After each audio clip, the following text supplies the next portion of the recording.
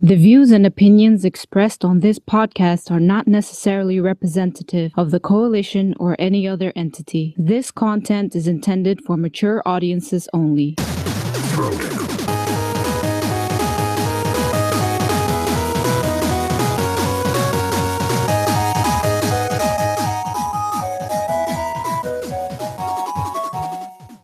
What's going on, people? Welcome to Throwdown, episode 147. I'm your host, Tony Polanco, and today I'm joined by Emilio Lopez. Sup, people? It's Thursday. Throwdown time.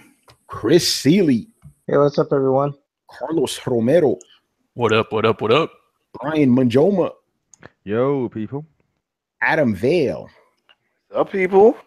All right, and we got two very special guests with us. First, joining us once again, the man, the myth, the legend, Mr. Richard Bailey Jr., editor-in-chief of the Coalition. What's up, listeners and viewers? All right. And, of course, returning, the mighty one, Mr. Otaku Man, Andre Tipton. What's going on, brother? What's up, what's up, what's up? Oh, man, isn't it a great time to be a gamer, bro? Oh, man, you know it. I'm excited. I'm playing everything now. I'm playing all kind of stuff. So I'm good. I'm happy. That's what's up, man. All right, as usual, I'm not 100% prepared, so let me vamp a little bit. First, I want to give a shout out to my man Kofi from Press Start. Kofi, I was actually on his podcast right before this one. He just hit me up. I'm like, I don't actually have anything to do tonight. Sure, we had fun there talking shit. Nice. A lot of fun, man. Kofi, we got to get him back on the show, man. Last time he was on, we had some weird technical difficulties, but we got to get Kofi back on. And we're gonna keep doing this until it happens, man. We are having a very special contest or giveaway going on. Danny, what the fuck are we giving away, man? Here we go. Sonic Mania Collector's Edition. Yeah, man. So, we already have the video out there. There you go. Didn't even see it. It was a good backside, though. So, yeah, we already put up the video for you guys. Basically, make sure you follow this channel. Make sure to retweet the pinned tweet over at Throwdown Show over on Twitter. And that's all you need to do, man. We'll pick somebody at random in 2 weeks, and you will win this thing, man. I can't wait, man. Literally our biggest giveaway ever. It's huge, Yeah, that is the biggest thing we've given away. Literally. Yeah. By the way, I got to keep it real, man, because I tried to idiot-proof this, for lack of a better word, try to idiot-proof this contest. I saw, one guy specifically going, "Hey, Tony, how come I don't see it pinned on your Twitter?" I'm like, Throwdown Show Twitter. Dang. It's all good, though, man. All right. But I don't know where the hell Brett is, so hopefully he'll join us a little bit later.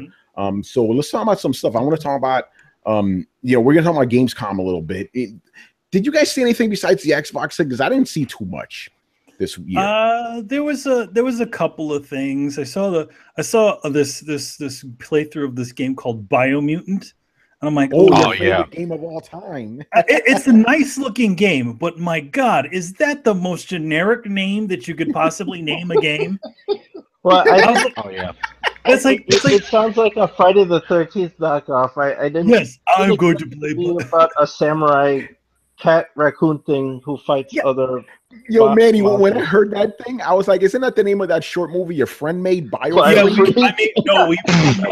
We made a movie called Bio Freak. So it's In fact, that's me and Adam are in Bio Freak. Yeah, that was Jamal made that. Yeah. So we had the cops come after us in the Bronx. I remember that. Well, that wasn't for BioFreak. That was for that ninja shit. The ninja one. I was having to hit up the bodega, man. After you lifted it, that's what happened. No, but it was like It was Biomutant. I'm like, it looks like a nice game. It's cute looking, weird looking monster thing that you're playing. All right, and then it's Biomutant. Why didn't they give it some other goofball name? Aren't those the guys from Just Cause? They said it was like the Just Cause. From what I hear, it is the Just Cause guys, which is also which is also a little bit sad too. It's like, these guys usually make freaking good games. Mad Max game, as much as I didn't care for it that much, it's a decent game. It's not bad. So. Right. Just them doing something totally new, which is a nice new IP, but then they slapped this name on there. I said on Twitter, I literally said, that's like calling Metal Gear Sneaking Man or fucking Dead Space Scary Ship. or our favorite that Brian came up with, Shooter Man. Shooter Man. You call every single first person shooter man, Yeah. Oh, by the way, we're gonna talk about Xbox a bit, but yeah, let's talk about what we saw at Gamescom that caught our attention. Can we talk about that Shenmue trailer? Jesus Christ, man! It was nice to see some Shenmue.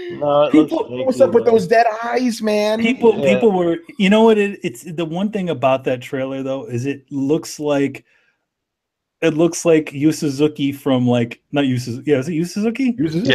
Yeah. It's like Yu Suzuki from 10 years ago decided to make a trailer. Calendar, man. Yeah, Chris, what'd you think of that trailer? Those dead face. Ryu looked like Rio looked like he was wearing a Rio mask. Yeah, he did. His face didn't move. It looked like somebody who made a motion comic and other Shenmue. It didn't look good, and I was kind of shocked actually that it looked like that. I noticed that they were trying to do trying to keep the same style of it. Shenmue wasn't really supposed to really hyper realistic. A lot of the characters were style. You fight. That's not the problem, though. You could still have emotion behind the eyes. You know, he's very, very stiff and stoic looking. There was the dude who was fighting. He looked like he was wearing a Yoshimitsu mask. Go ahead, Ray. No, I mean it's like I said. I'm just laughing at the coverage of the trailer. I'm not going to name the name of the site. We all know who it is. Oh my God! The trailer looked like the trailer was crap. Oh wait, no. No. The next post. Oh no, the trailer wasn't that bad. Really? It was. I mean, I don't know. Like I said, it's a trailer. Yeah, he looked all crazy, but the motion of the game. I mean, the way the game looked, it looked good to me. But I didn't. The dead eyes was kind of crazy. But I was like, they got to work this out. The environment. The environment. Nice. Yeah, the environments are pretty looking. A lot of the color work and stuff. It is really nice. It's just, I do feel like it does feel like it needs a little more work as far as facial expressions and things go. I don't think they should have released that trailer, man. Yeah, maybe they should. Well, I think it was just one of those things where it's hey, we got to get something out because people are about to lose their minds. People are about to shake the scene because you don't want it to be don't want it to be outside out of mind. You don't want that because that in the gaming industry is not good. That's not good at all. I think the one thing if you ever go back to play Shenmue, as much as the great memories we do have of Shenmue, there are a lot of very rough things about that game. Yeah. As far as the way cinematics work and a lot of the other things. I mean, we dealt with those sorts of things back in the day because it was the first time that anybody had did anything like that. Right. But nowadays you start showing stuff like that and people go, oh, especially when you start talking about Mass Effect shit, people were blowing up all over the place over those facial expressions. Yeah. But man, but other than that, it looked good, but yeah, those faces, man, bugged the fuck out of me. but somebody on Twitter or somebody somewhere was like, I don't understand why Sega did this. I was like, do you even not know what is going on here? Sega is not financing this game. Oh my God, when you guys just oh Jesus. I was like, I had to break it down to him. I'm like, look, this is not a Sega. Sega owns the IP. Yes, this is not. I was like, oh my God. I wanted to punch my computer. I swear to God, I was ready to punch it. I was like, you have a smartphone. Look it up, dude. It's not smart. Yeah. Wikipedia tell you everything you need to know. I also heard the other one, they're blaming Sony for this. Sony has nothing to do with this. Sony has nothing to do with it either. Sony probably put up a little bit of money for the thing, but really they're not funding it. It's all really through Yu Suzuki that's doing it. Yeah. So right. This is an obscure reference to pull up, but it's like the difference between Twin Peaks, the original show, and the movie they did called Fire Walk with Me. Right, exactly. It's exactly. The movie Fire Walk with Me was never really. It was done by David Lynch. It wasn't done by some of the original people. So it's it's connected but not connected because it was never funded by NBC or whoever owns the property of Twin Peaks.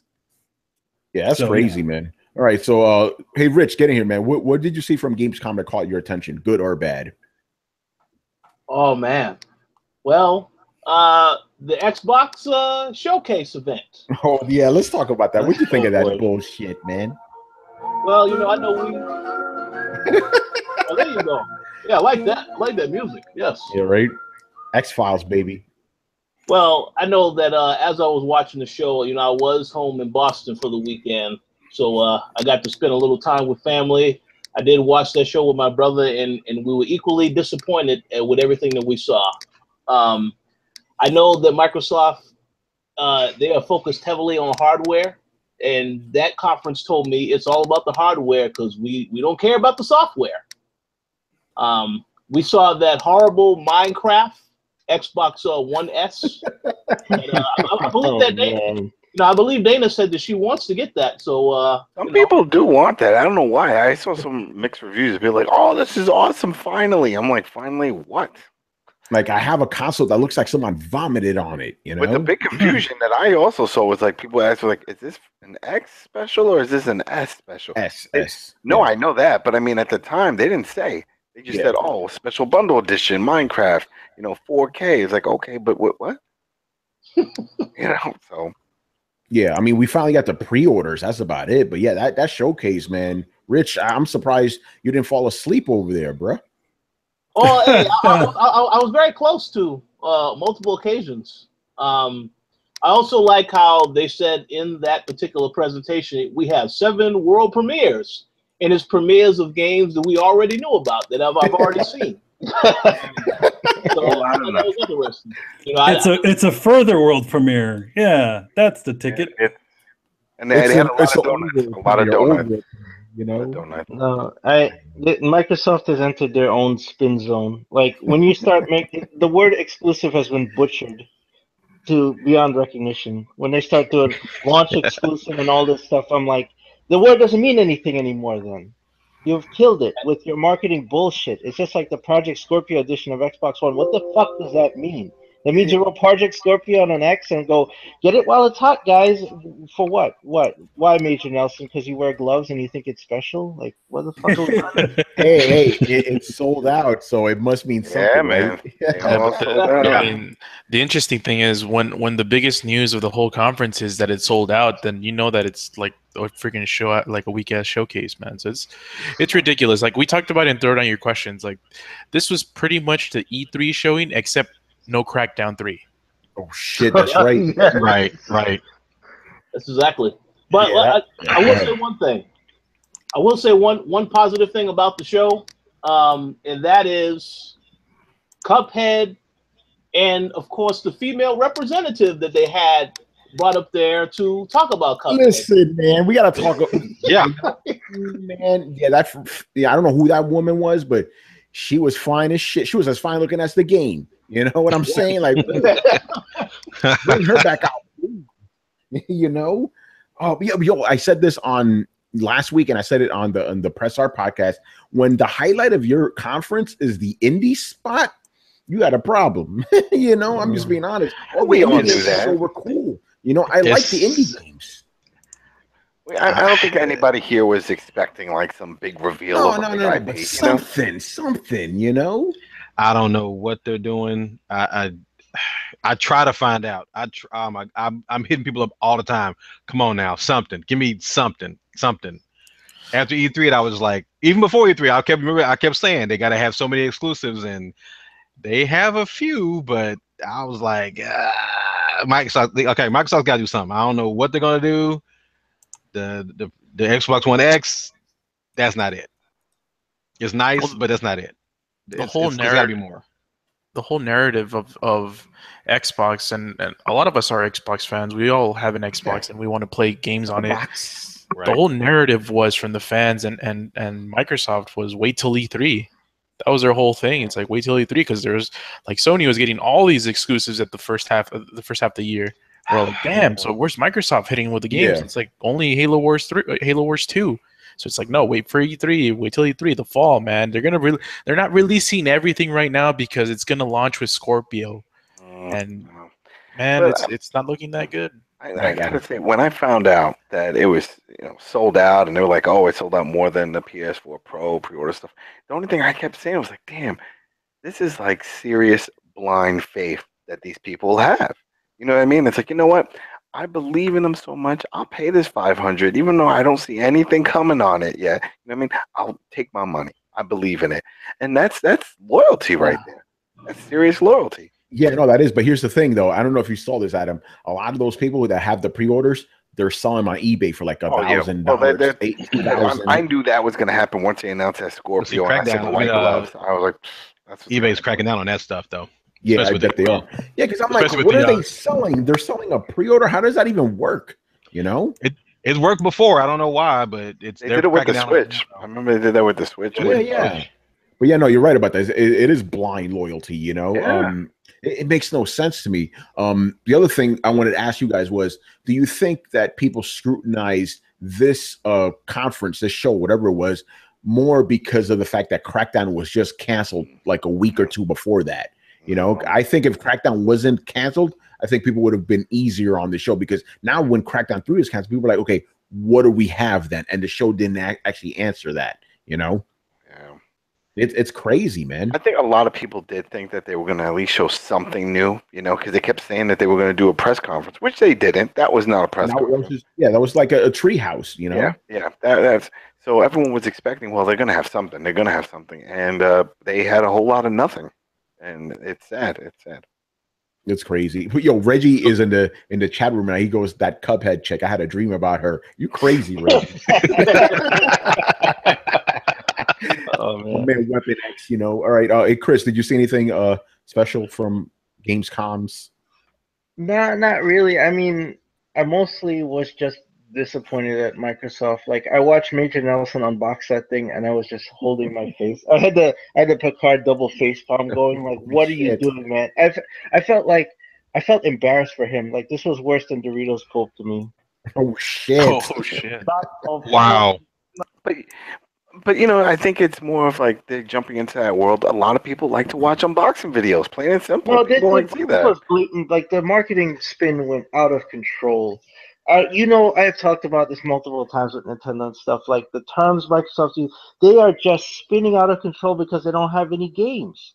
Yeah. So you watch this man unboxing the fucking system, and he's talking about Project Scorpio, and it's while it's hot. I'm like, this isn't a fucking hot dog at a baseball game, dude. It's a $500 system. Why are we buying it? Because you wrote Project Scorpio on it? Why don't you just call it that?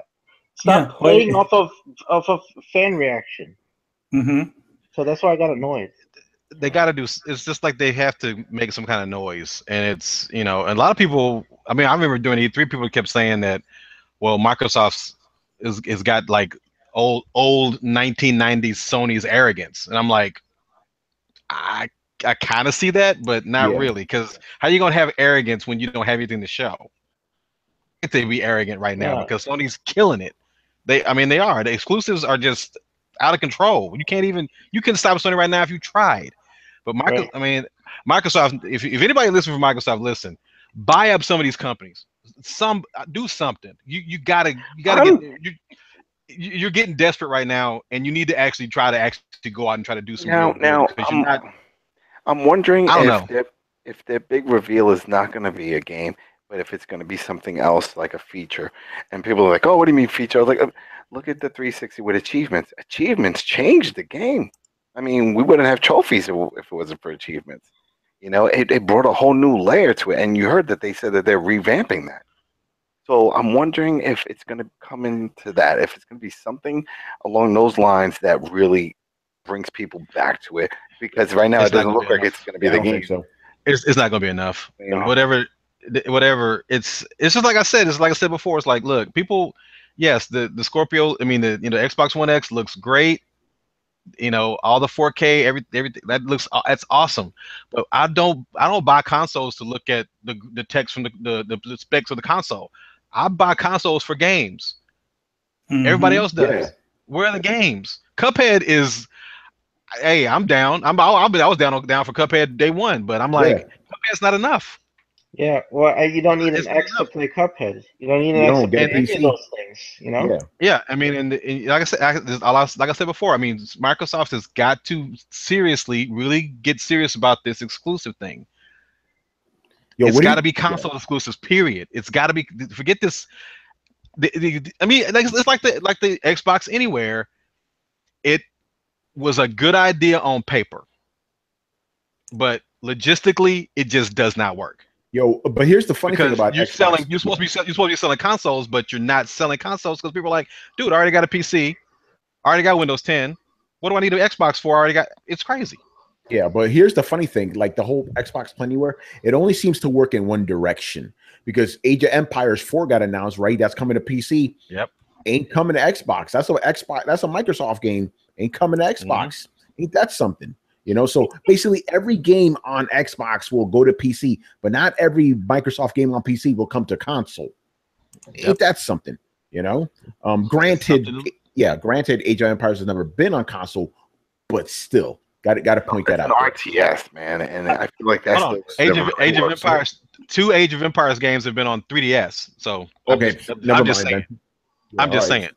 No, I'm just saying. It could be on 3DS. Really? You can do it on 3DS? Come on, that's a great point. That's a great point. If you have it on 3DS, why can't you have it on a console? I understand that RTS games don't work that well on console, but at the same time, you had Halo Wars. You had Halo Wars, and you had, what was that thing? Red Alert. Yeah, you had a bunch of shit. You know, Command and Conquer. See, if they would have came out of Gamescom and went, okay, now September 15th, Xbox Originals, and we're gonna have this many titles right off the bat, that'd have been cool. Yeah, it'd have been something. It'd have been something, but there's nothing. It's a whole lot of nothing, and it's just like I love my Xbox. I'm frustrated though. Do backwards compatible. Have Crackdown 1 and 2 backwards compatible. That's what I thought they were going to announce. That was my thing. Something. You just got. I got telling my friend the other day, look, as much as I love the first Crackdown, I don't care if you just remake that and put it out. I don't care. Just do that until Crackdown 3 is ready. Do that, whatever. Just do something, man, because you gotta.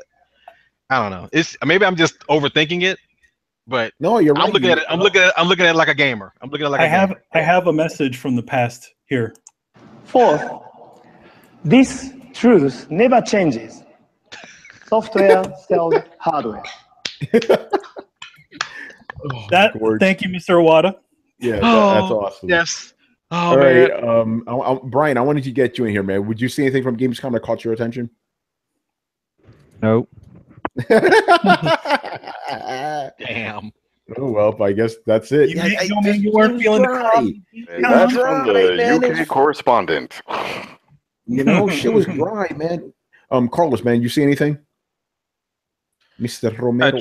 Just some of the notable things about Microsoft was what we mentioned already about how it's just a rehash of the E3 conference and how they weren't really going to announce it. Gamescom is not the place where they would announce something mind-blowingly new. It's just not. It's never been the case. So people that were expecting huge news from Microsoft are just, it's wishful thinking. So going back to what we talked about on Throwdown Your Questions, it's like I think Microsoft is already like feeling like all of the backlash of them just promoting controllers, that they're now just moving on to selling different types of consoles now. Are they gonna? Is that the new thing? Are they gonna customize consoles so they can sell those? Like they've always done it though. If we look back, they've always done it. It would be kind of cool if you could go onto a website and kind of make your own version of the Xbox One. I don't know. It is funny because it would be cool. Yeah. It would be cool, but I mean, like you could kind of remake your Halo model. Like that'd be kind of cool. But priorities are important. Remember with the 360, they had those faceplates. Yep, they had those customizable faceplates. Sony for a second had customizable faceplates for the PS4 until they removed all of that. Didn't even give it a chance. So I don't know. I mean, I just feel like Microsoft, the guys at Xbox don't seem to kind of get it. Like either that or they keep telling, or I don't know why they needed to have that little sit down meeting room or any of that stuff to tell you the same shit that they just literally reiterate what E3 was. Yeah, I don't get that.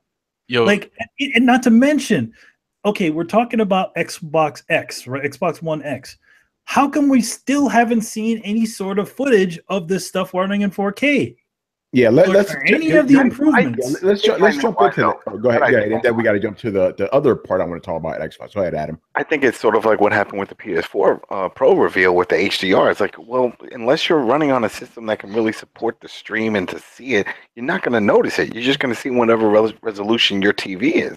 Oh you know, yeah, and you're the quality of feed. That sort of stuff. But like at least with some of the demonstrations they did, like with I keep putting up Tomb Raider, but they at least demonstrated some of the improvements that you can see on there. You know, greater draw distance, or you know, a better frame rate, stuff that you don't need to have better texture resolution, stuff that you can actually see within the stream as opposed to the 4K part of it or the HDR part of it. So it's like, okay, so what does the Xbox One X do to Quantum Break? We don't know. What does it do to Halo? We don't know. Well, you know who knows? Why aren't we? You know who knows, right? Digital Foundry. Yeah. Digital Foundry. Let me just say one thing about I watched the Digital Foundry video, and I think it was kind of a waste of time because they cannot show any sort of footage of the Xbox One X running. They can't. So like they sit down, they're like, yes, we played the Xbox One X, but unfortunately we couldn't record any video or do any tests. So it's like, okay, so we're just gonna believe your eyes. We can't see any comparisons. This is a waste of time. Yeah, thankfully they did do a nice thorough write-up of the shit they saw. And what I found was interesting, by the way, because you motherfuckers were giving a shit about this, right? After E3, we said, hey, all that Xbox shit you saw, that was all running on PC. You all said we were fucking crazy. Digital Foundry confirmed that it was all running on PC. All of that shit was running on PC. Yeah, but don't forget, Tony, the shit they played now, this was all Xbox One. Go ahead, Carlos. I mean, back then they weren't in good terms with Digital Foundry. Now they are. Yeah, but actually, weren't they on good terms during this E3? I thought they were. I don't know. They switch all the time, so it's like. Remember, Digital Foundry did the reveal. They sent it to them. Yeah, they sent it before E3, so they were good. But anyway, so there's a couple of things I'll get to you guys later. But the couple of things I took away from it, a lot of the games they showed, they were running at native 4K, but they weren't running at native 4K at 60 frames at the same time. Forza was, and I believe there's another game I did. But for the most part, you were either 60 or 4K. That's it. But it was native 4K, right?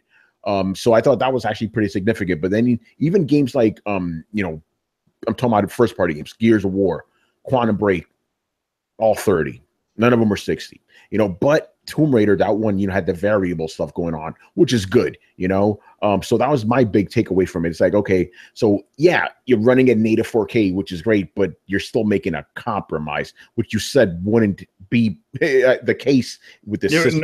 No compromises, which means obviously there are compromises. Yeah. I mean, from what the Digital Foundry said about the Quantum Break is that it's not actually running it. They're saying it's not running in 4K, and it's not running in 900p. So they say at least now it might be running at 1080 and then upscaling. Yeah. They did say that they liked the fact that the Xbox One X upgrades were more consistent than the PlayStation 4 Pros. For PlayStation 4 Pro, as they pointed out, when you get the game, you don't know what the hell you're getting. As far as improvements go, but with Xbox, at least with the 10 games they tested, it was all consistent across the board. I mean, that's just for those sorts of games. I feel like vertical slice. Again, the reason why there's variables is because not every single company is going to want to put the time into making, giving you the options to do all these additional things. Yeah. Or granted, they need to do some additional development to put those options in. So it may seem consistent now, but it probably won't be consistent later. Yeah, that's a good point. Keep thinking they're gonna flip back on it and say, "Oh no, we meant like in-house." They'll be no, that's in-house. We're definitely not gonna, we're gonna stick 100%. Well, they already said that. It's like, developers are free to do what they want to do. Exactly. All that shit. Which means it's gonna probably get some sort of spin. It's like, oh yeah, we're not compromising, but Ubisoft. Yeah, right. Blame them. Can't control. Yeah, but hey. Yeah, Carlos, man, what was your takeaway from that article? That at least the hardware is like it's working like it's supposed to. Like they are playing. We have to give them credit for playing the games in native 4K, at least some of them, and doing it at a respectable frame rate. We haven't heard about anything about dipping below 30 frames. Oh, what's that? You said respectful frame rate. That's funny. Yeah, I know. Yeah, I know. But anyways, like, yeah, like it's important that they at least produce on what they've been promising for the most part, because I mean, not all things they promised like have been going through. So yeah, it's like Quantum Break is not native 4K. I think Titanfall 2 is variable frame rate as well. Yeah, it is. Yeah. So there's some games that will do 4K, some games that won't, like we said. And hopefully most first-party titles, I know Gears of War 4 and Forza are going to be native 4K and running at like 30 frames at least for Gears, and Forza at 60. So that's something I'll give them credit for that. So we'll see how the trend is. Like Manny said, I don't know if that's going to be going on and if that's going to be a trend after, like, because obviously they're selling these games. These are the games that they know are doing well, so they're going to obviously advertise them at Gamescom. So we'll see what happens when more games come out, more new games come out. That I want to give a quick shout out to the Analog Circle podcast, who threw a little bit of money our way. Thank you, man. Appreciate that. Why, thank you. You know, Reggie, what did you say, man? His comment was retracted. Reggie's crazy, man. But yeah, I liked the article. At least it told us the thing was consistent. But yeah, like Manny, I'm like, I wish the video part of it would have actually, showed us something, Yeah, like they're showing off all this footage, but then I'm like, oh wow, is that the footage? Are we gonna? No, they just said no. This is not the footage. To be fair, that's Digital Foundry, not Microsoft. No, they said specifically Microsoft would not allow them to take any sort of footage. No. I'm saying, like, the video is Digital Foundry, so the onus is not on them to produce that content, because it was obviously Microsoft who decided not to give them that. They really should have. They really should have came out right off the bat. I mean, granted, it wasn't far into the video, but talk about it, but really just kind of initially say that in the beginning say weren't allowed to take any sort of footage. So just have them talking. We don't even need to show any footage. Yeah, that's right. All right, I think we pretty much covered Gamescom. Adam, did you see anything caught your attention? One thing sort of did, but it wasn't anything most people would notice. Well, some people, I guess, if they're football fans. Usually, Microsoft, has a huge partnership going on with EA, especially when it comes to FIFA. They always announce a bundle or something, and there was none of that. So I was just surprised by that. So I'm like, oh wow, I guess that partnership's dead. Because Legends now, the Legends players, it's also coming to PS4, and usually that was an exclusive for FIFA Ultimate Team on Xbox. So I was just surprised by that. I'm like, damn, that's one other partnership that has hit the pooper. Man, that's crazy, man. All right, I guess we move on. So a big game, I guess, came out this week, Uncharted: The Lost Legacy, and that's why we wanted to have Richard on so he could give us his thoughts on it. You actually played this like 2 weeks ago and you finished it. So what did you think of the game, man? Did Naughty Dog deliver? Absolutely. I thought the game was fantastic. I gave the review 93 out of 100. I think the two main things with the game, why I say everybody should check it out. I know a lot of people have a preconceived notion of what to expect from an Uncharted game. And I know when people knew that Nathan Drake wasn't in the game, they said, oh, well, I don't think I'll be interested in this. But Chloe is a very, very interesting character. You have Nadine in there as well, but I know that Chloe in particular is a character that a lot of people wanted to know more about. We only really got to scratch the surface of her in Uncharted 2. And in this game, you get a much bigger feel about her heritage, her backstory, and how that ties into the overall game. So that's one reason why I definitely want people to check it out if they haven't already purchased it. I do want to give a special shout out to my boy Damien, because he had made a comment about quality games, that when I asked him about some of the games coming out for PlayStation 4 in comparison to the Xbox One games, surprised that there actually are games coming out on Xbox One, and made mention that, yes, it's about quantity, not quality. trying to allude to the fact that maybe Uncharted is not a quality game, but I think the Lost Legacy speaks for itself. Anyone who has ever played an Uncharted game should know what to expect from this type of game. And I thought it was impressive. Definitely, like I said, a 10-hour campaign. It can be a lot less if you just want to run through it. But honestly, for what you get for your money, I think it's an excellent value. Definitely something that everybody should check out, especially if you're an Uncharted fan. If you haven't ever played any Uncharted game, this is also a game that it will perfectly set you up to play the other games because it's just a good time. Oh, and a little side note, because I came across this with some people that I know.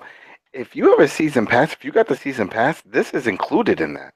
You know what I mean? I know that, but a lot of people didn't. I know some people that were like, I'm not paying that. You know, I bought season pass, just got a bunch of multiplayer. I'm like, no, this is part of that. You know, they didn't really emphasize on that, but it is. You know, all you have to do is go into the PSN store. If you see it, you click on it, you'll see it. It'll say download. Oh, shit, that's crazy. Yeah, because I have the season pass, and that was there. It said you're ready to preload. So I'm like, oh, okay. So a lot of people don't know that, though. Yeah, I think it's a little bit murky at this point in time, where it's like they kind of said it earlier on that it wasn't part of the they didn't say it right away, but it is part of the season pass. As I remember, I don't remember if you bought the collector's edition, if you got the season pass, though. I don't remember that. Yeah, I don't remember that. Check. By the way, I need to ask because this might be a little bit of an embarrassing situation. Has anybody in here besides Richard played this game? I haven't started. I'm waiting for the weekend. I just got the shit today. I just got it. Thank you, Amazon. Yeah, I'm buying it tomorrow. Fuck. I'm gonna put it on hold for now until I finish off. I want to play through Hellblade. So. Oh yes, and you're playing through Nier as well, right? I'm still playing through Nier, but I'm gonna put Nier on hold for a little bit to kind of put out the 6 or 7 hours of Hellblade. Yeah, no, because the reason I asked is because I was talking to Manny. He's like, hey, we may want to do like a spoiler alert for this, but it's like none of us have the game or have time to play it. So right. I guess that's a bust. So, I mean, you know, I can't play this weekend, so it's like, fuck. Oh well, you know, maybe next time. You know, like I usually, because again, it takes me now just with my schedule, it takes me a while to get through a game now. So if any of the spoiler alerts come along, I can't really be a part of them because I just haven't played enough of these games to be able to comment. And of course, I get huge spoilers in it. Yeah, but hey, Rich, let me ask you about the action. Like, does it have as much action and platforming and all that other stuff that you would expect of an Uncharted game? Oh yeah, it's definitely a lot of that. I'm glad that you said that none of you guys played it, so I don't have to say anything spoilery. I did want to say that I know that Uncharted 2, one of the big scenes had to do with a train. Yeah. Well, there are a couple of those sequences in this game too. I'm not going to reveal any of that information though, because again, y'all have to play it to see for yourself. But yeah, there's a lot of action. In particular, the last couple of chapters. Very, very intense with the action. But, yeah, I mean, I would still say, yeah. And then as for the platforming, yes, you'll do a lot of climbing, a lot of jumping on things. The same type of stuff you would expect from an Uncharted game, but just has Chloe as the lead protagonist. That's what's up, man. Now, I got a question. Could be maybe a spoiler, but I need you to answer it anyway because this is very important. Okay. During the final boss, is it a QTE thing? I'm asking that because Uncharted 4 had that. It annoyed the fuck out of me. And Golden Abyss. And don't get me started on Golden Abyss. Oh, no. So to answer that question, I must admit that, yes, the boss battles, it's a lot of, hand-to-hand combat. There is some QTEs in there. I will say that. Oh, no, I don't mind some. I'm talking about the entire thing where, like, if you fuck up the QT, you got to start the boss fight all over again. It's like, that was a pain in the ass. Well, yeah, that did happen to me at least one time. Yeah. It's not really as bad as it may sound, though. Okay. Yeah, it's not like too excessive, but again, yeah, a lot of the things that you saw in Uncharted 4 are in this game. There are a couple of new things that they did add in there.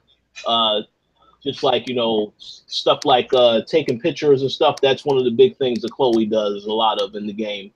But the QTEs are not too excessive. It's about what you would expect from an Uncharted game. And if there is one complaint that I do have, it is that the antagonist that is in the game, I think they could have did a little bit more with the character personally, but again, we can't really discuss that without getting into any spoilers. Yeah, true. So he's no Lazarevich. I will destroy you, Drake. Oh man! All right, so I'll hopefully get to play it next week. I'm looking forward to it, man, because Chloe's always been a really good character. I'm glad they gave her own game. Pretty awesome shit. Absolutely. All right, so let's move on. Go ahead.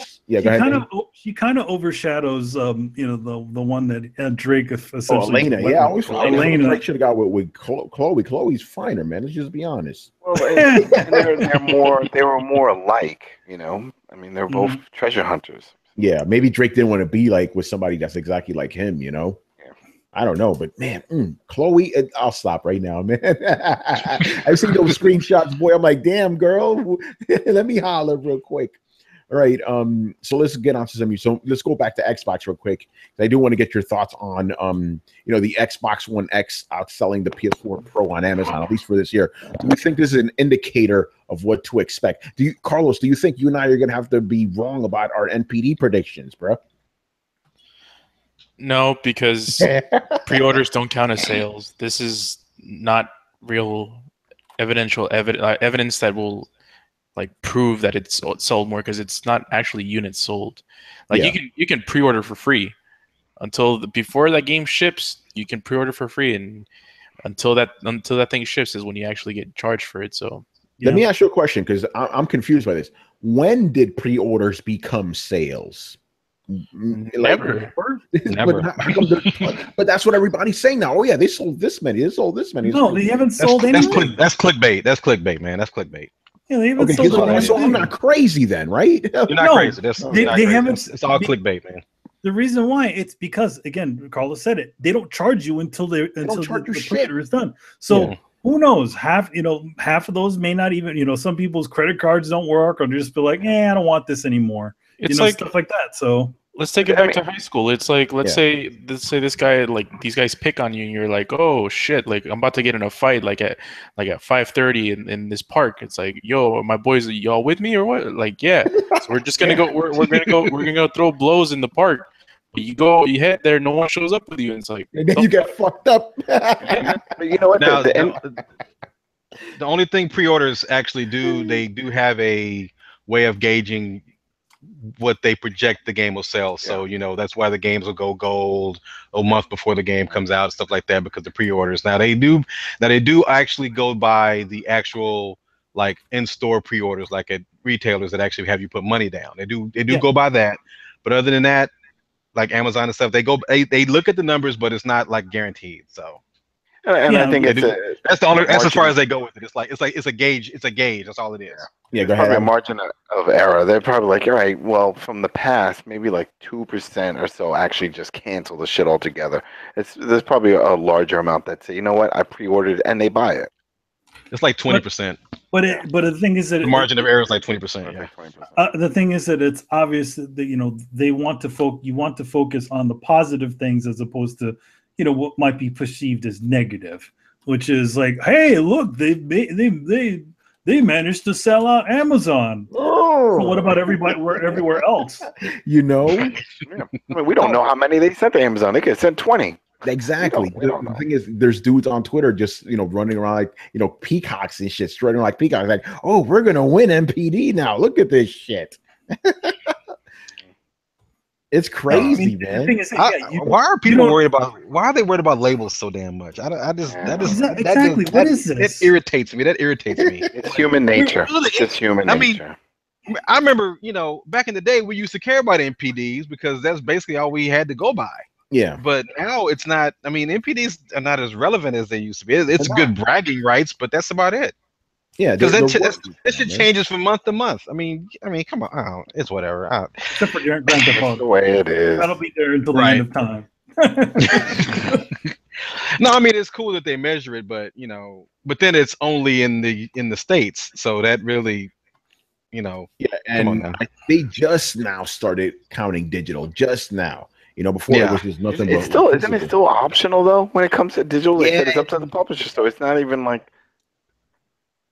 Yeah, you're not getting full numbers. So NPD is kind of bullshit. But again, I just find it funny that everybody's writing these stories, and then these guys are strutting around. They're like, "Oh, that's it. We're gonna win now, motherfuckers." Well, again, even you're a shareholder, you're not winning shit. Again, again, number one, it's like, okay, we hear that let's say that what the prediction is true, that it does at least do it for 1 month. But the thing is that they need to keep that momentum. Okay, yes, let's say a bunch of people just decide to invest in an Xbox One. What about a few months later when you start hearing about no games coming, there's certain games that are not coming out? Yeah, exactly. Are these there's again, like as Iwata said, that I played the clip before, it is always software that sells hardware. Exactly. So even if the excitement is really high for like for a new piece of kit, new console, new thing, stuff like that. Even if it's really high, yes, in the first few months of that thing, yes, it's going to be up there. But slowly but surely, if you don't keep that interest there, you don't keep people coming back, the sales of the console start to drop. Yep. That's just it. Let's just be honest. By the way, Dre, did you want to go off on these fanboys real quick, man? This is your time, man. I kind of feel bad for the Xbox because they kind of really don't have anything to say. And and you all know me, I'm not a fanboy. I don't care about none of this crap. As long as I play games, I'm good. Well, one thing about Gamescom, I did take the good thing about Gamescom was none of the Xbox stuff. Like, the Xbox stuff wasn't even the good thing about Gamescom. I was more excited about the Monster Hunter World stuff. I was loving that trailer. I was like, dude, I was like, hell yeah. But I mean, look, and oh man, you guys. Oh, this is the first gen, and I can say this because I've been through most of them. This is the first generation where the fanboys only truly matter to their base. And it's kind of like a political thing, but the Xbox and the Sony ponies, I don't even know what they call Nintendo fans. I don't know what they call them. But anyway, you only like the Xbox only the only good they have is to Microsoft. They keep that brand. They keep Xbox in the lexicon. They keep it out there in the atmosphere. So they keep it. Oh, we're gonna have this, and they're gonna have this, and then by the time you actually do the research, they don't have shit. And then like the same thing with Sony. It's like they're only good to the company. But this is the only generation where some of the actual company actually pays attention to them. And it's weird. I've never known. Nintendo's doing it too. Nintendo's actually paying attention to the fans. I'm like, okay, that's good, but you should have done that 2 decades ago. You should be doing this from the get-go. I mean, don't do it now. And the damn, it's just the rhetoric. It's just, oh man, it's just so stupid. Look, get off of it. Get off of it. It's not working. It's just not working. You guys have got to stop. It's just not working. The whole blind loyalty is makes no fucking sense. I didn't think I used to be, when I back in the day, anything Sega put out, I was down with. I didn't care what it was. I was down, except for Flicky. I made a mistake on that. But anyway, that's neither here nor there. But anyway, yeah. But for the most part, though, back then though, Sega was bringing it. When you were a Sega fan back then, they had the games. Nintendo, same thing. If you were a Nintendo fan, they had the games. Now you can do it and go. You can be a Sony fan, and people will be like, "Oh, you think Sony's the best?" I'm like, Sony's killing it right now. Yeah. Same like Nintendo, the same thing. I mean, Nintendo's pretty much been knocking it out of the park since before the Switch came out. The 3DS is still the #1 system. I was looking at the Japanese media create numbers the other day. They came out last week. 45% of the games on that list of 50 are 3DS games. That's crazy. Yo, you heard about Dragon Quest, right? Dragon Quest 11 is selling more on 3DS than PS4. I know. I'm just like, see, that's the thing. I'm like, I mean, but you guys have got to get out of your loyalty, man. I mean, it's good to be loyal to a system or a company. That's fine, but you got to understand. It's just like girls. There's more fish in the sea. You know? Listen, man, I'm gonna take what you said and extend it. You know, if you want to be loyal to these companies, these games, that's fine, but you got to make sure they're loyal to you too. Exactly. They make sure they listen. Make sure they listen. You know, get on the and don't be afraid to call out the people. If you love Xbox, and that's all you care about is Xbox, get on them. When they mess up, get on them. Call them out. Oh, by the way, hello, Brett, joining us.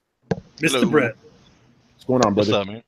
Yep. You know, just don't pigeonhole yourself to one company, man, because it's just not, I mean, like I said, if you're a Sony fan, you're sitting happy right now. Pretty much. And Nintendo fans ain't complaining either. We haven't the Nintendo fans haven't complain about either. I mean, if you're I got friends who are Xbox brand ambassadors, and I ask them, I'm like, oh shit. I mean, it's not. I mean, I don't get on. Brand ambassadors, whatever. But I'm like, what do you feel about what they're doing right now? And there's about a handful of them that'll go, man, they need to get their shit together. And I'm like, okay, at least you're real about it. But everybody else is like, oh, they're gonna do this and this, but they're talking about features. I'm like, no, you need to get on. What, for real? Seriously? You gonna get? But they got features. Like, I'm like, what? Of features, bro? Exactly. I'm like, dude, this ain't a car. It's a game console, dude. It's not a car. Get the fuck out of here with that shit, man. It's like a car with a car with a bunch of features, but it doesn't do the thing that the car is supposed to do. Exactly. Drive. Yeah. It's got a stereo, Hey man, I could turn. It's got man. This thing's got a banging stereo, got power windows. Man, it's got 7.1 surround sound, man. When I'm sitting in the parking lot, broke down, it sounds real good. Get the fuck out of here. You come like, yo, where your wheels at though, man? Look, we don't have those right now. They come. Right. I mean, next E3 they come in. Yeah, next E3. I mean, they say that driving mode is going to be a new update on the console. Yeah, exactly. That's the new update you get. No, that's the update you got to pay for. Microsoft, if they want to really do something with their brand, they really need to take a play from Sony. I don't like to say that stuff. But you gonna get in trouble now. I'm gonna get in trouble. I don't care. At New Otaku Man 5000 on Twitter. Hit me up. I don't really give a fuck. But anyway, look, Microsoft needs to come up with an event, showcase the shit they're doing. I mean, you got the money. Buy some of these companies, man. Buy some of these companies. People acquire companies all the time. Just do that. If you really, I mean, it's not rocket science. It's really not. You got the money. You got the talent. Get it going, and don't hold all your eggs in one basket and wait for one event to unleash everything. Screw that, man. That's old school tactics. It doesn't work today. So get off your ass. I want to see Xbox succeed. I really do. But right now, I mean, I love my Xbox. It's I mean, Crackdown. They need to figure it out.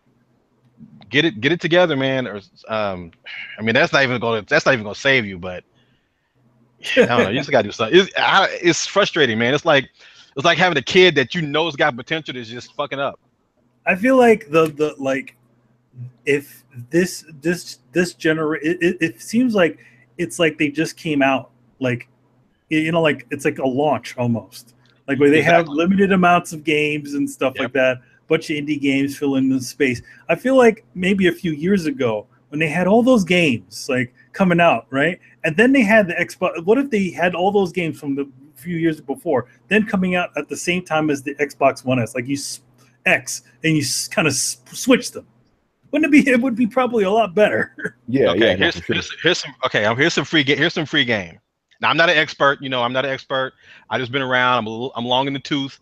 Whatever. I know I gauge the communities. Okay, go back and look at your original Xbox catalog.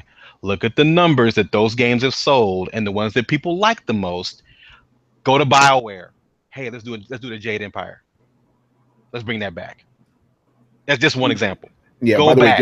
way, just a quick thing, because it was actually confirmed today that Microsoft doesn't actually have a blank check. I mean, my Xbox division doesn't have a blank check anymore. Microsoft kind of limited them now. You know, they really never did. They never had a blank check. They never really did. It was all a fallacy. They thought they did, but Microsoft was like, no. So you got, Microsoft, like I said, the Xbox division is almost looking like it's, expendable. And it shouldn't be. It shouldn't be that way, man. So go to the brass, man. Go to the brass. Look, go to somebody, go to these companies, go back and look at I'm telling you, it doesn't hurt to go back and look at past successes and try to recapture that. It doesn't hurt. Yes, it's gonna cost you some money, but you gotta remember, you got fanfare for some of those games and some of those properties. Go back. It doesn't hurt. It worked before. Why not bring something back? Bring something new to people. A lot of people now who have an Xbox One have never played half the Xbox One original titles. Period. The original Xbox games, yeah. Well, they're about to do that soon when those original ones start coming back. That should have already. I mean, they announced that at E3. That should be already out. We should be playing those games now. Sorry. Is that what Xbox? Is that what Microsoft is trying to do, though? Really? Yeah. They need to really get. I don't know what's going on, but they need to get something. They need to get it in gear because it's tumbleweeds and crickets now. I'm sorry. Oh, do you mean like Throwdown crickets? You can hear it in the background there. Yeah. Speaking of the devil.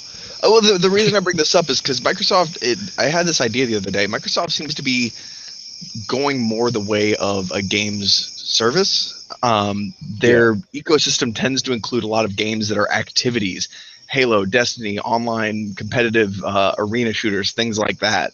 That might actually be the way that they've been trying to establish a better brand identity, is not necessarily having these, big narrative games as much as something that can be played online a lot and can have access to microtransactions. And I'm not saying that, Xbox is just the microtransaction online gaming machine, but they definitely have a demographic. I mean, I shared a picture with Tony earlier this week that was it was tweeted out from Microsoft, and it was basically just, I don't even know. How would you know what I'm talking about, Tony? Well, which picture was this? The fellow kids picture. I don't think I remember that. Did you send it? Did you text it me? Because I look at it now. Yeah, I texted it to you. Okay. All right. So explain to the people what the picture was about. Hold on one second. Yeah, he has to look too. This is how professional we are on Throwdown, man. I don't know. I think they need to. One thing Microsoft needs to realize that this is not. I mean, because I keep hearing like, if you're going to get your first-person shooter, you need to be on the Xbox One. I'm like, this is not the 360. Where are you guys getting this from? Yeah. By the way, I found the tweet. It's like, by the way, these kind of tweets have been going around. It's like, I am this and that. So it's like, I am a branded social media account looking for dank memes for my fellow kids.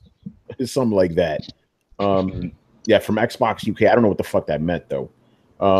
Basically, what that means is that Microsoft is targeting a teenage demographic.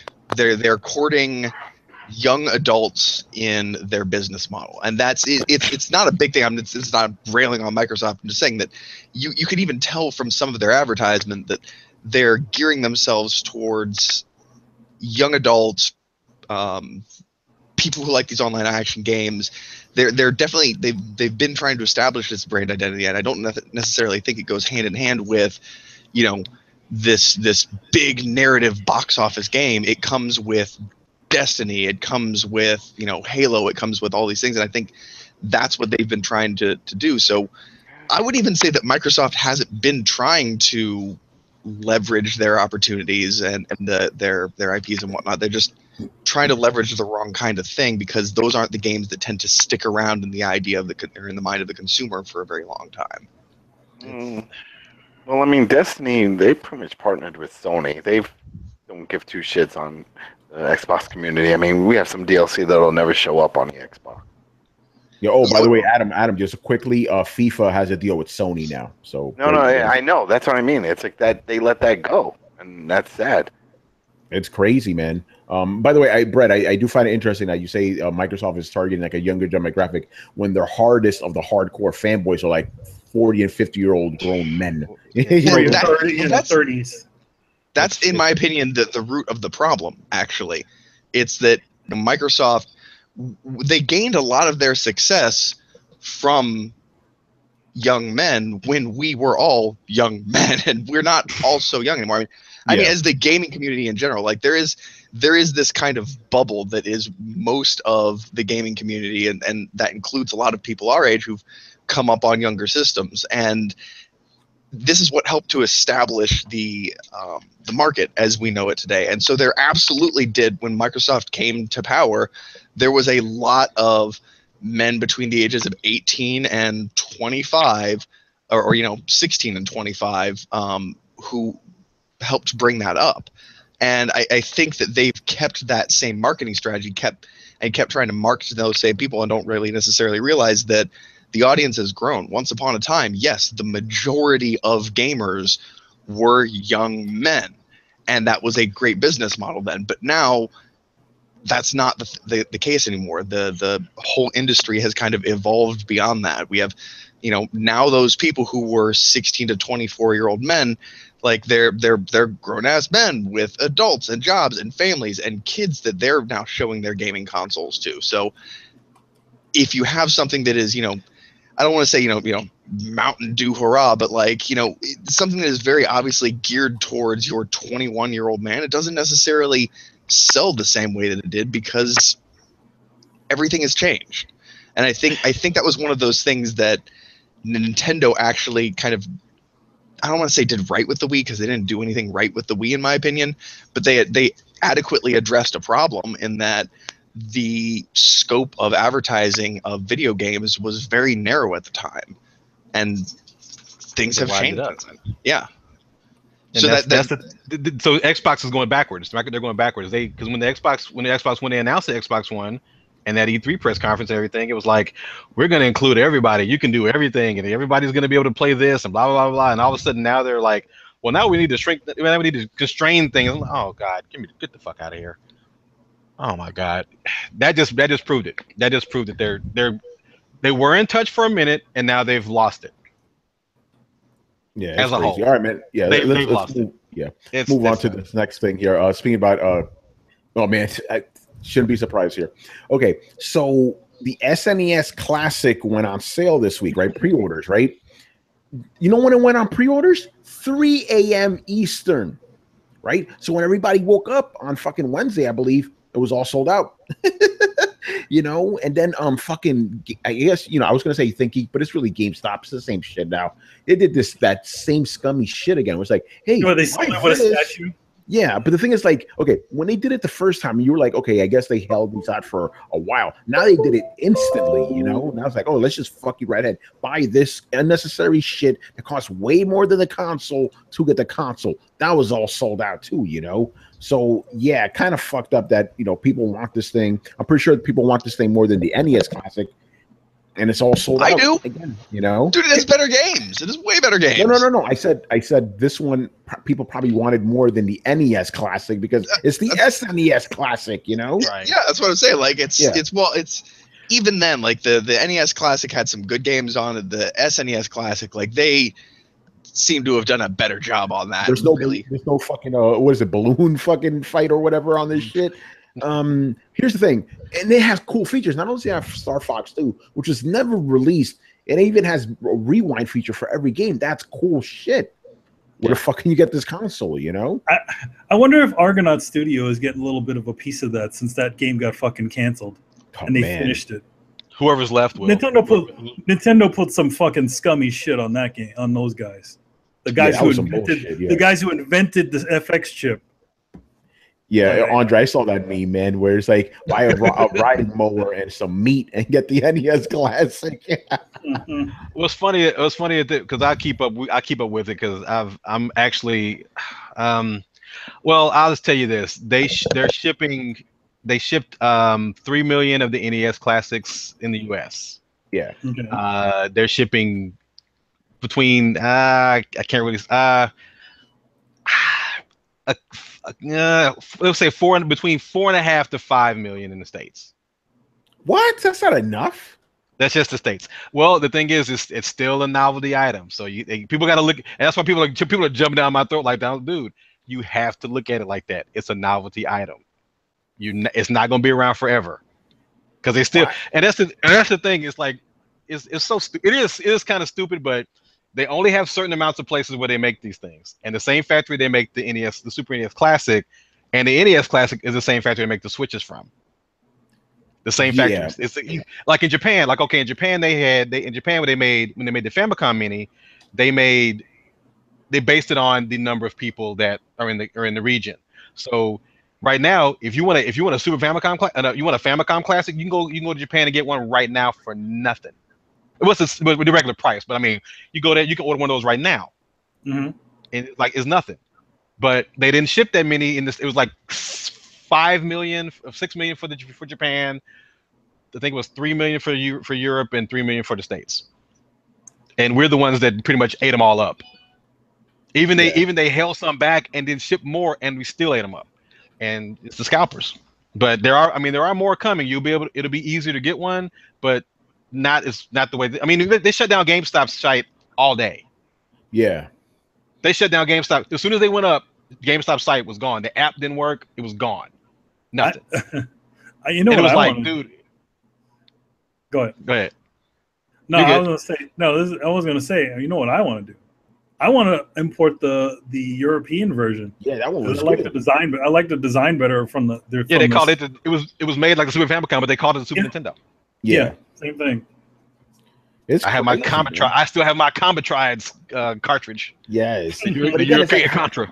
How you gonna have the shit go up at 3 a.m. and they didn't tell anybody until the next day? You know, who's like, what the fuck is wrong with you?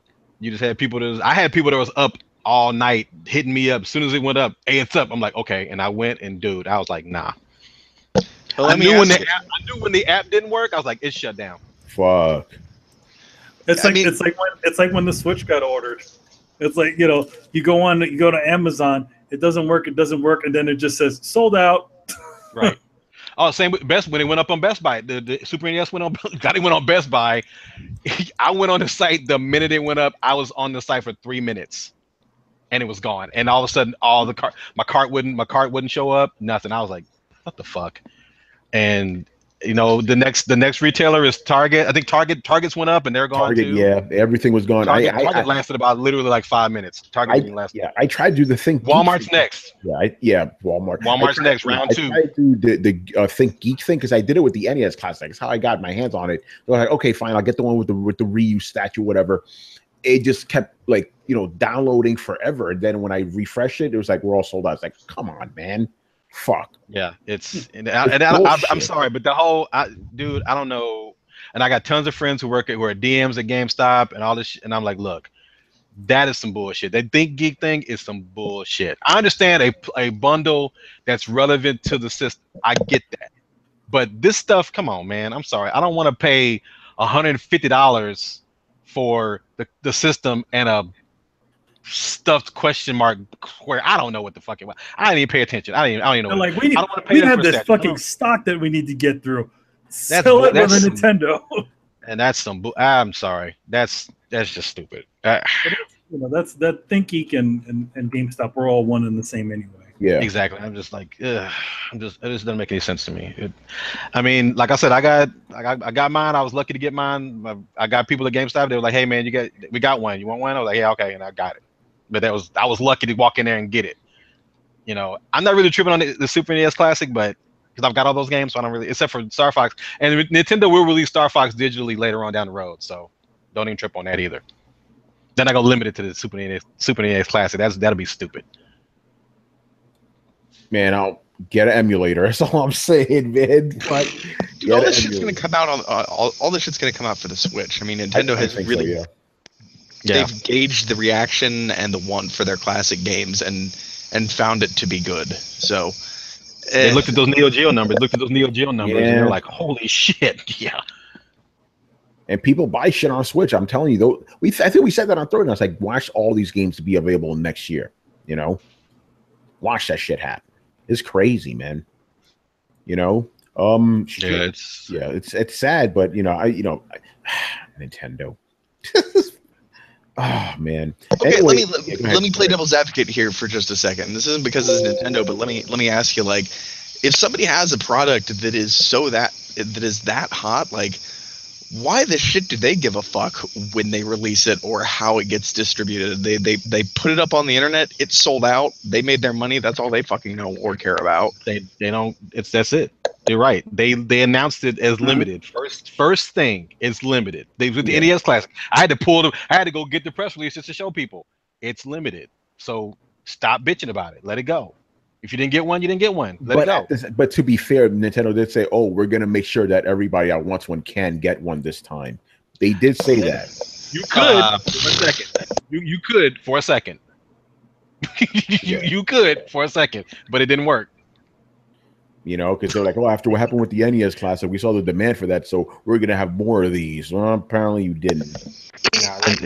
I have to almost say, if they did an unlimited run on these kinds of things, it might actually cut into the digital sales of all these games that we're probably going to buy for the Switch when they become available.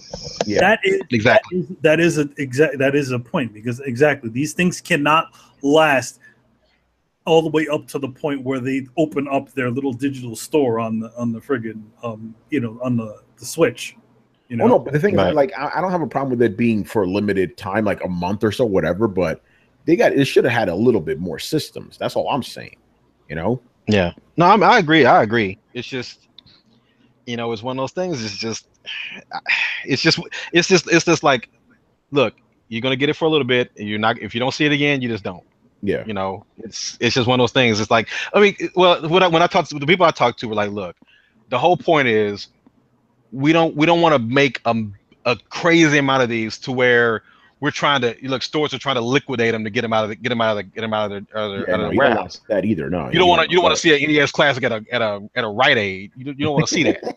You know what I'm saying? So, and I get that. I mean, you get a little demand going on. I agree they should have made more, but I also agree that they did say, hey, this is limited, so it's what it is. It is what it is. I hate that all this happened. I mean, I really personally, with GameStop though, I really don't think all those pre-orders sold out. Just to be honest, I don't think they did. Because I don't know one person who got a pre-order unless they walked into a store and got one. Now that you were able to do that, but like my store had like 7. Some of the stores in New York had like 15. I think the most I've seen was like 20, but that was it. But some stores only had like 4 or 5 pre-orders. So you could actually go in the store and put $25 down and get yours. You can pre-order it. But other than that, you had to go online, and that didn't last. I don't know if anybody got one online. I don't know one person who did. Yeah, because the only person I know that got one was our good friend Charles Singletary. I don't know how he got it though. I don't know if he got it online or if he actually went to a store. And I know the problem with this one is that the scalpers are ready. Oh yeah. They've been ready. Dude, this. Well, more so than with the NES. Like there's a whole group of people who aren't as good as scalpers as the one who bought the NES Classic, who saw and heard all this news and thought like there's a lot of would-be, amateur scalpers that jumped on the bandwagon on this one kind of thing. So I imagine there's quite a high degree of these that you're going to see, come up secondhand or being sold secondhand. But the same thing they said about this was the same thing they said about like the last little round of Zelda amiibos when they were exclusive. I was looking for the one from Best Buy, and I went on eBay, and some dude was selling like 67 of them. Yeah, that's exactly what I'm saying. You could only get them at Best Buy, and I'm like, I haven't seen these things since they came out, but you're selling 67 of them. And then another guy was selling like 44 of them. And I was like, dude, how the hell? Where are you getting these from? It's just crazy. And I did the math. I'm like, I was like, this dude made $1,500 clear profit. Damn, son. I was like, dude, he's selling them for $45 a piece, and they're $15. Come on, man. And I'm glad GameStop is on these. I mean, not GameStop, but eBay is jumping on these people who are selling the pre-orders. Yeah, Charles GameStop. Okay, so there you go. He had to go to, if you went to get it yourself, that's how you got it. Online. You got them in the store. Mm-hmm. Oh, man. All right, so that's going to pretty much do it for this episode here, but let's do, again, like we're going to be doing for the next couple of weeks, we're going to be talking about our giveaway here, man. Manny, what are we giving away there, man? Sonic Mania, baby. The collector's edition. So again, we got the video up for you guys. Check it out. All the details are there. I put a bunch of shit on the screen so nobody get confused. I do want to say this though. I'm gonna be a nice guy about it because originally this was just a contest for the United States, right? But I'm getting hit up by a lot of foreigners, so I'll throw the extra money. I'll ship it to wherever, you know. I think that'll be good. It shouldn't be too much, I think. You know, I don't. Here's the question though. Is UK cats, you know, asking me about the code that you get from this going to work in the UK? That's a good question. That's the question. Yes, I didn't think about it because how sucky would it be if you win this shit? You're from the UK and you can't even play this shit. So make a UK account. You can play it on your American system, or the other way around. Make an American account. Yeah. I mean, or if you do that, you know. Or the other thing we could do is just for the hell of it. I mean, the game is $9, right? So what we do is somebody does $19, man. It's $19? Yeah. Okay, so the game is $19. So what we could theoretically do is if somebody from the UK wins the Sonic this collector's edition, we can essentially keep the American code that's inside of it, right? Yeah. And then take and give them put their code for their version in there, and then keep the code for the American one and do another giveaway. Do that too, you know, if a person from UK wins. Okay, so this is what happens. If somebody from the UK actually does win the Sonic Mania Collector's Edition, we will get you a code that will work in your region, and then send you the Collector's Edition without the code, with the code inside of the new code inside, and then we'll do another giveaway and actually give away a copy for our United States fans of the game. But that's if somebody from the UK wins. Yeah, or anybody else in the world. But yeah, I didn't take that into consideration. It's like, because literally 25% of our audience is not from the US. So I was like, oh yeah, I take them into account too. So yes, we will ship this anywhere around the world. Not Antarctica. You know, we'll take the hit on it and then just do it that way. Yeah, because obviously we don't want to leave anybody else on. I didn't consider that because people from the UK were like, "Yo, are we included?" I'm like, well, and then when enough people hit me up, I'm like, "Yeah, I think we better just open up to the entire world." You know. All right. So yeah, that's the adjustment we did to it. We'll probably have to write that inside of the in the thing there too. Yeah, for sure. All right, and the last thing is, and this is both for people, you know, audiences, and for you guys, the regular panelists. This week's Throwdown Your Questions will be at 11 p.m. Eastern or 10 Central, whatever. I'm just being honest, man. Game of Thrones is an hour and a half this week, so we got to get some space there, you know. Brett, I know you feel me, man. You know, I'm there. So yeah, we're just gonna start half an hour later, basically. It's not crazy later, just half an hour later, you know. So keep that in mind, people. You know, which will probably be like 11:15. You know how we do on Throwdown, man. We're minorities. We don't start on time, you know. All right, man. So before we wrap it up, I want to thank Richard for joining us, man. Please plug your stuff, man. Where can people find you? Well, yes, you can find me on thecoalition.com. Yes. I never heard of that site. Yeah, this up and coming site I heard. You know? For everybody that has been wondering, yes, the co-op will be back this Sunday. You know, Gary and I were both out of town at the same time, so we didn't have the show last week, but we will be back and ready to roll this Sunday afternoon, about 2 p.m. Eastern. Gary's not at Gamescom, is he? Oh no, he didn't make it there. I will be at PAX West in about a week from now, so nice. That should be interesting. I'll have a lot to say about that after that trip. That's awesome, man. And anything like big coming up on the site in the next couple of weeks?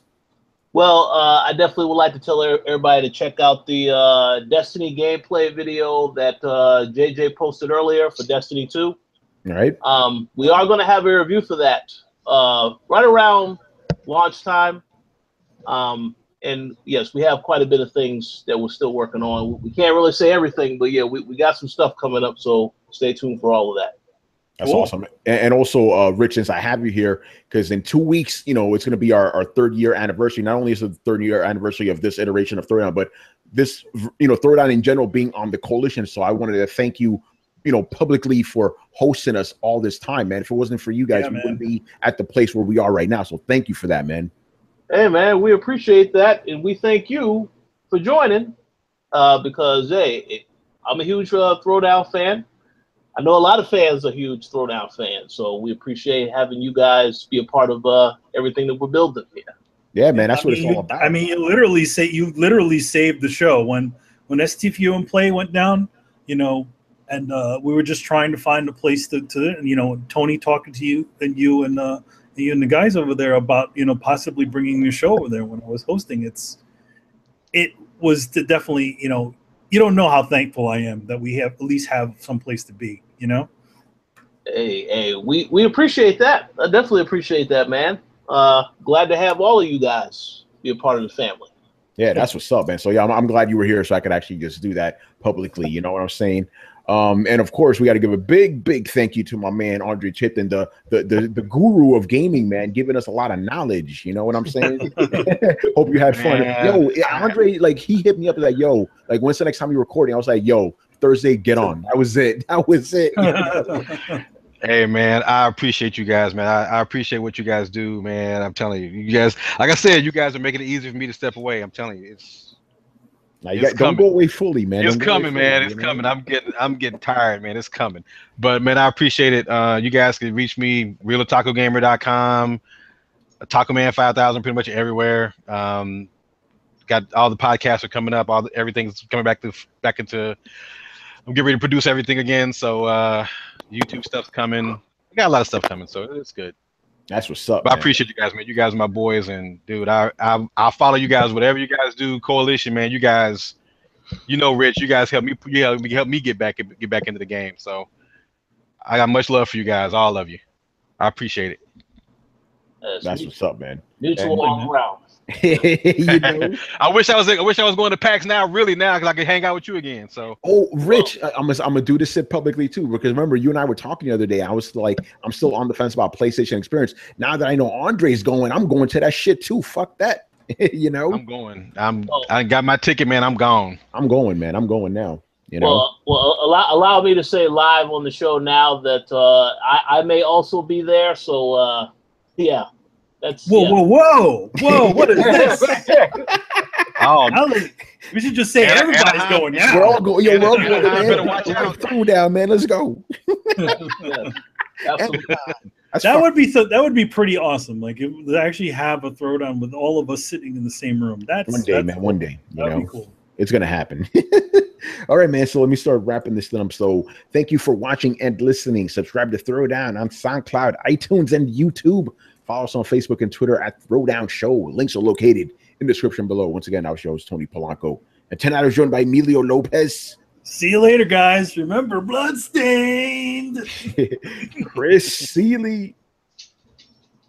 Yo, Chris, where you at, man? Later, guys. I can't do an impression of Chris. Hey, take care, everyone. Carlos Romero. Peace out. Don't forget, watch anime. Yes. Brian Manjoma. Nope, watch Godzilla instead. Watch Godzilla instead. Oh, man. Brett Murdoch. See everybody. Adam Vale. Breaking news: Asuka relinquished her title as champ over 150 wins straight. What? Yeah, and watch the end of Lucha Underground, because I think that's what I'm going to do tonight. This might be the last time I've ever seen it. Fuck, man. All right, that's the end of an era, bro. It's sad. All right, Richard Bailey Jr. See you later, guys, and say a prayer for Xbox's future. Oh, shit. And Mr. Andre Tipton. Man, play games you like, have fun. That's why games were invented in the first place. Peace. That's it, people. Later. Later, guys. Peace. Later.